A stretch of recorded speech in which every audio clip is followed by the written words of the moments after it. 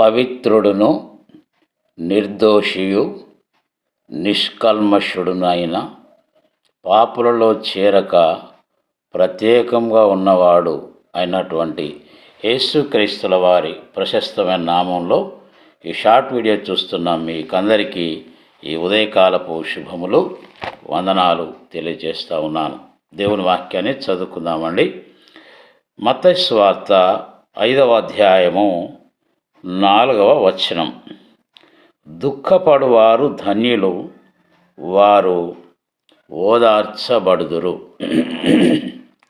క్రీస్తునందు ప్రియ సహోదరి సహోదరులారా,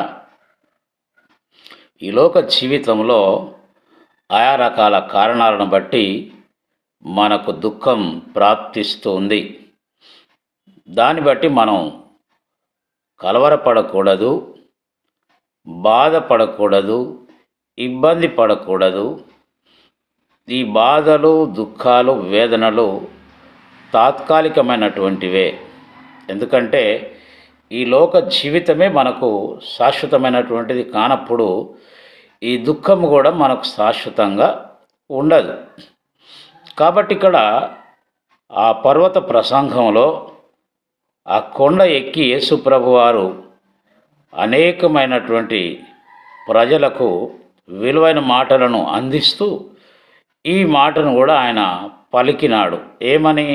దుఃఖపడువారు ధన్యులు, వారు ఓదార్చబడుదురు. పరిశుద్ధ గ్రంథంలో ఆ సందర్భాలలో అనేక మంది భక్తులు దుఃఖాన్ని అనుభవించారు.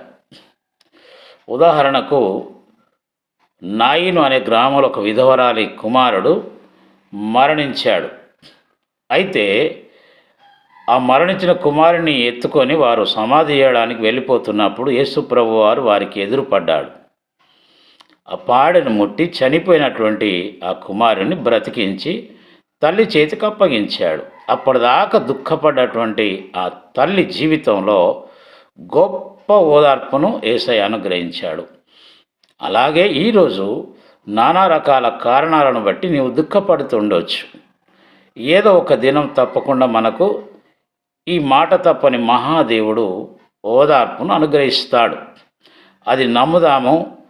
ఆ నిరీక్షణతోటే మనం ముందుకు కొనసాగుదాం. నా జీవితంలో కూడా ఎన్నోసార్లు నేను దుఃఖపడ్డ సందర్భాలు ఉన్నాయి. కానీ దేవుని వాక్యమును విశ్వసించాను, ఆయన ఇచ్చిన ఓదార్పును పొందుకున్నాను. కాబట్టి నన్ను ఓదార్చిన ప్రభు మిమ్మల్ని కూడా ఓదార్స్తాడని సత్యాన్ని గుర్తెరుగుదాం. ఆ రీతిగా ముందుకెళ్దాం.